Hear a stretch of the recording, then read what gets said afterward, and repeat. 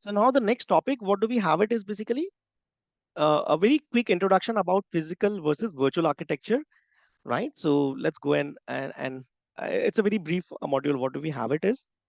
So you know that any application in any supported OS can run in a VM. So have you ever come across the issue where VMware come and say that no, we will only allow this specific operating system in a VM?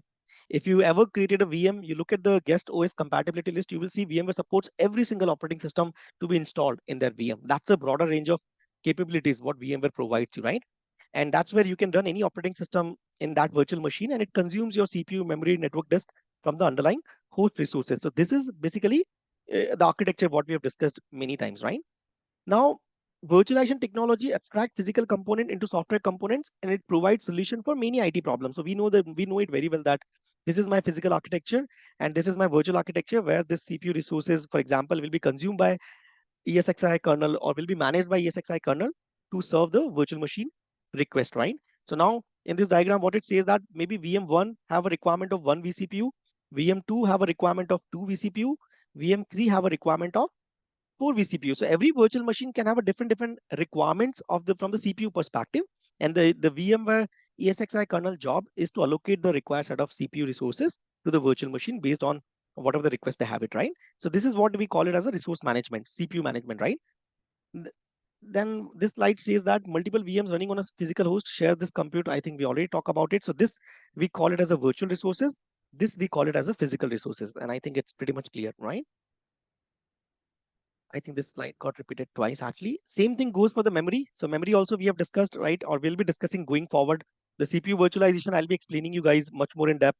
We will be talking about memory virtualization, like how these memory allocations are happening, right? And what is underlying algorithms and what are the underlying implications VMware kernel does it whenever it allocates memory to your virtual machines, right? So we will be discussing deep diving into CPU virtualization, memory virtualization as when we progress with this program. But as of now, what it's saying that the difference between physical and virtual architecture is that you might be having a 64 GB of memory, right?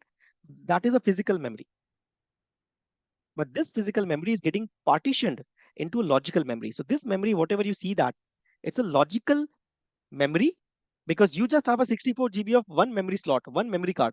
But then what VM kernel is doing is that it is actually creating a virtual memory or logical memory of 1 GB, 2 GB, and 8 GB based on the VM requirement and the VM configuration, right? And that is what the job of VM kernel, and this is what we call memory virtualization. So again, if you really understand the concept of virtualization as we discussed yesterday, right?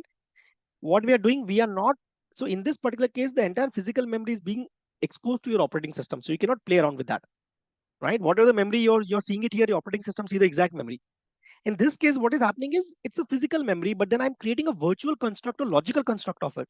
And this logical construct I can create of any size I want it because it's a logical object, right? And that is what is memory virtualization is all about it. Similarly, you have a network virtualization, right? And which we'll be discussing much more in depth about this architecture, which is virtual vSphere networking architecture. There also, you could see that you just have a one network adapter in your ESXi box, right?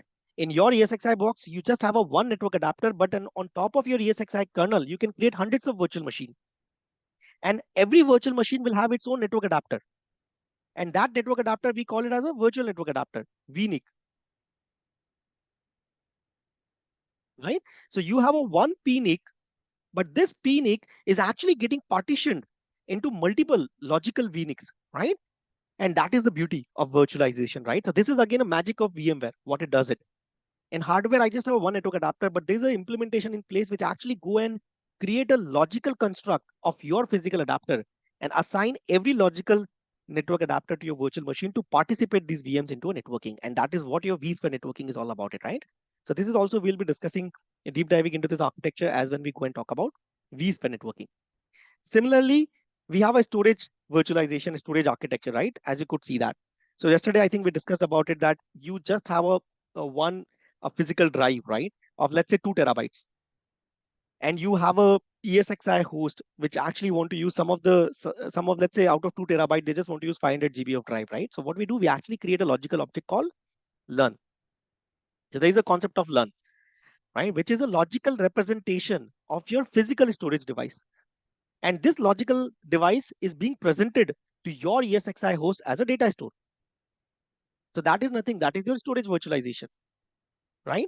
In fact, VMware is also give you another level of capabilities where one data store, one storage device can also be accessed by multiple ESXi host. So this is my ESXi1, this is my ESXi2, and these multiple ESXi hosts can have access to a single storage device. How is that possible, right? And without compromising, without corrupting the data, right? That is where we have a concept of shared data store.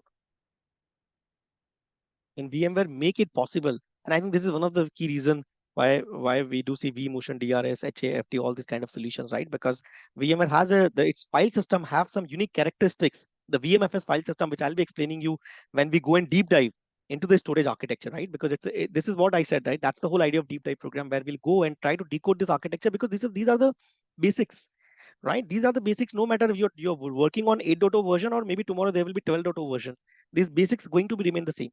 And this is what the scope of this program is. We are going to go and talk about this architecture, that how VMware, a VMFS file system make it possible, allowing multiple ESXi hosts to go and access to the same data store without compromising, without corrupting the data, right? And without losing the data integrity. And that is what we'll go and discuss about in the storage architecture. Then I think we talk about virtual machine encapsulation. This is again, we are actually going to go and deep dive when I go and talk about virtual machine architecture, where we'll see that what is the meaning of this particular statement called encapsulation, right? So it says that vSphere encapsulate each virtual machine into a set of virtual machine files. So VMware, vSphere, when you go and decode your virtual machine, you will always see that virtual machine is nothing. It's just a couple of files and folders. So you can imagine a virtual machine as one of the folder in your storage device, right? And this folder has a lot of in it, I mean, a lot of implementation in it, which actually make us possible for us to migrate and do whatever things we want to do with the VM. So the entire state of virtual machine is being encapsulated into some files, and there's a significance of every single file, which we will go and discuss when I go and talk about virtual machine creation. Now, virtual machine files, you can be stored on a different places: VMFS, NFS, vSAN, vVol.